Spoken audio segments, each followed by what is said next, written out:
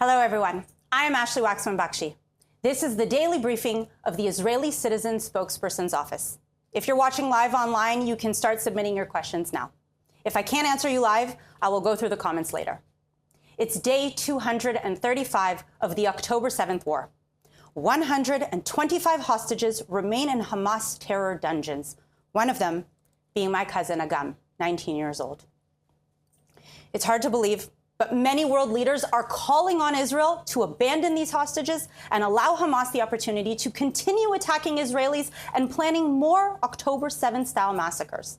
These calls have intensified in the aftermath of an Israeli airstrike on Sunday on two Hamas arch-terrorists in the city of Rafah.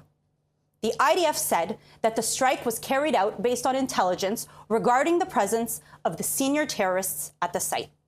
The IDF said it took a number of steps to reduce the risk of harming uninvolved civilians, including aerial surveillance and the use of precise munitions. Based on these measures, the IDF assessed that it did not expect that there would be any harm to uninvolved civilians. The strike was precise, but according to preliminary reports, shrapnel from the strike hit a fuel tank 100 meters away from the target, which started a fire that spread to an area where Palestinian civilians were taking shelter. Hamas said that dozens of civilians were killed in the fire. Gruesome images from the scene spread on social media, and the story was front-page news in many major newspapers around the world. In response, Israeli Prime Minister Benjamin Netanyahu said, "Despite our supreme effort not to harm uninvolved civilians, a tragic accident occurred to our regret. For us, every uninvolved civilian who is hurt is a tragedy. For Hamas, it's a strategy. That's the whole difference." The IDF's military advocate general is investigating the circumstances of the strike. This war that Hamas declared on Israel is awful, and the entire region is suffering from it. But the alternative to fighting this barbaric enemy is to abandon our citizens who were snatched from their beds or taken from a music festival to be raped, tortured, and executed. French President Emmanuel Macron called yesterday for an immediate ceasefire, but he did not demand that Hamas lay down its weapons, and he did not demand that Hamas release the hostages. This is an outrage. Israel has a very simple answer to anyone who calls on us to abandon our hostages and to give Hamas free rein to continue attacking Israelis. The simple answer is no. Israel cannot and will not abandon the hostages in the Hamas terror dungeons. Israel cannot and will not allow Hamas to continue firing rockets at Israeli cities. Israeli soldiers are currently risking their lives in Gaza in order to protect their families in Israel, a short distance away. The Israeli soldiers are engaging terrorists in close combat, face-to-face, and locating tunnels and weapons. Israel did not want this war, and Israel did not choose this war, but it will keep fighting this war until Hamas is destroyed, until the hostages come home, and until Gaza can never threaten Israel again. This war is a multi-front war. In the north, this morning, Hezbollah fired 3 anti-tank missiles from Lebanon into Israel. Yesterday, Hezbollah sent UAVs into Israeli airspace. Hezbollah has been attacking Israel since October 8th, when it decided to join Hamas in the war that Hamas started the day before. Think about that. Hezbollah saw Hamas's barbaric atrocities on October 7th and wanted to side with Hamas. That should tell you something about the kind of enemies that Israel is dealing with, all of whom are backed by the Islamic Republic of Iran. Hezbollah terrorists wake up in the morning, set up their anti-tank missiles, and shoot them at Israeli houses. The threat from Hezbollah has been building up for years. Israel's last war with Hezbollah ended in 2006 with a UN Security Council resolution demanding that Hezbollah disarm. But Hezbollah has only gotten stronger as the United Nations has done nothing. Now, today, more than 60,000 Israelis have been displaced from their homes, and countless businesses have been shut in the north due to the daily threat of Hezbollah. It is a reality that cannot continue. Hezbollah must back off, or it will be backed off. In the south of Israel last night, 2 hostile drones were intercepted near the city of Eilat. The IDF said that the drones approached Israeli territory from the east. Open a map, and you'll see what is to the east of Eilat. The drones likely crossed Jordanian airspace after being launched in Syria or Iraq by Iranian proxy militias. Iran has been waging war on Israel every day since October 7th. Israel has no choice but to keep fighting back. Finally, a brief update on Israel's efforts to facilitate the transfer of humanitarian aid into Gaza. Food, water, medicine, medical equipment, and shelter equipment are going into Gaza every day. Just yesterday, 378 trucks that were inspected in Israel crossed into Gaza via Kerem Shalom crossing, the same crossing that Hamas attacks again and again. The Rafah border crossing between Egypt and Israel remains closed, and it is closed because Egypt closed it. Egypt refuses to send aid into Gaza through its own border crossing. Have you ever asked yourself why? Why would Egypt want to stop humanitarian aid from getting into Gaza? Finally, after long delays, Egypt has begun to allow the humanitarian aid sitting in Egypt to move into Israel and from there to continue into Gaza. 154 trucks came from Egypt into Israel just yesterday and then continued into Gaza. 78 trucks of flour from the World Food Program were transferred to supply the organization's bakeries across Gaza.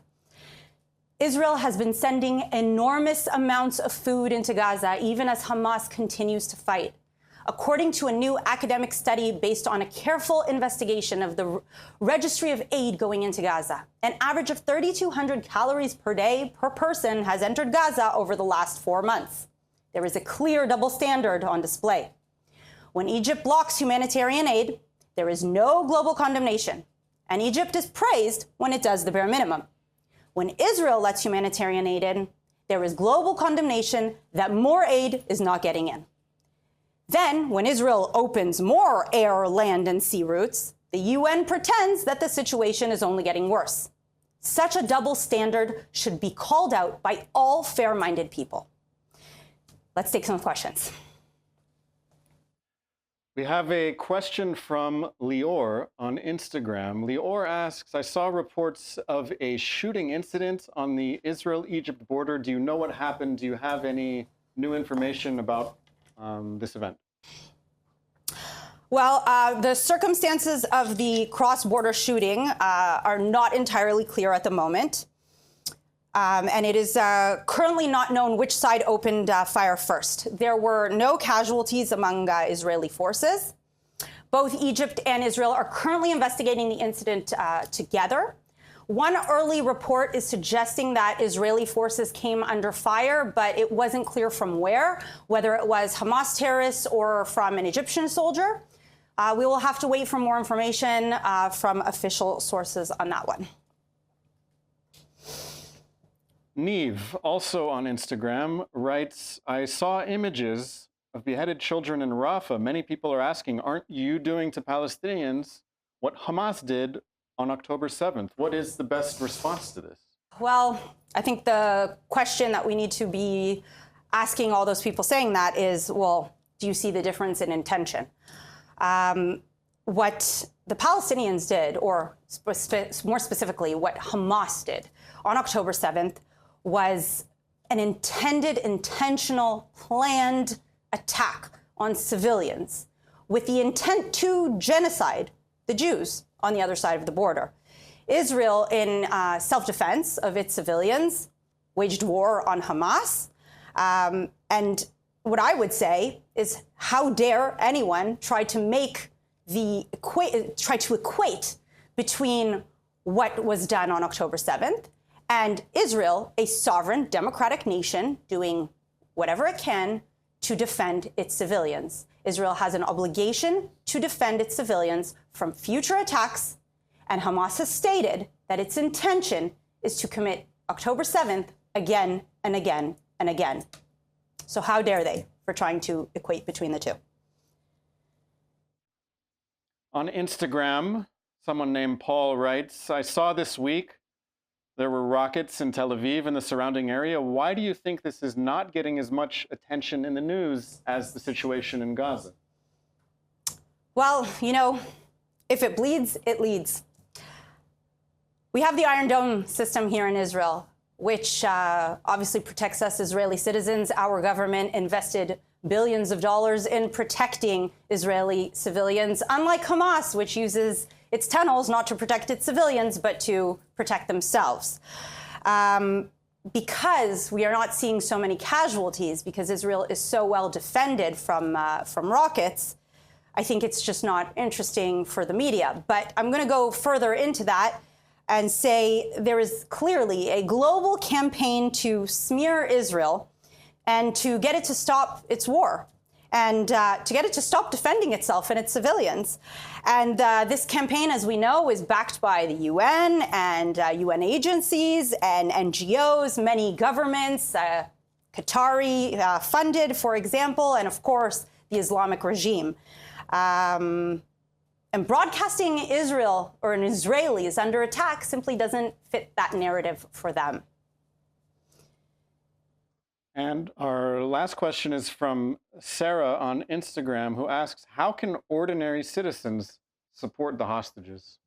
That's a great question. And I think, especially being a family member of a hostage, I think the best thing is to just continue raising awareness, continue putting up signs. And, you know, when you're in your spaces, whether it's at school or whether it's at work or just in a social occasion, and you hear people speaking about the war, just continue to bring up the hostages. It's so simple. If the hostages were released and Hamas laid down their weapons and surrendered, this whole war would come to an end. So continue advocating for our hostages and speaking up. I want to invite you at this point to follow the Israeli Citizen Spokesperson's Office on YouTube, Instagram, Facebook, TikTok, and X. So make sure you're following us and stay tuned for tomorrow, 3 o'clock Israeli time, 8 o'clock Eastern time for tomorrow's daily briefing. Thank you very much.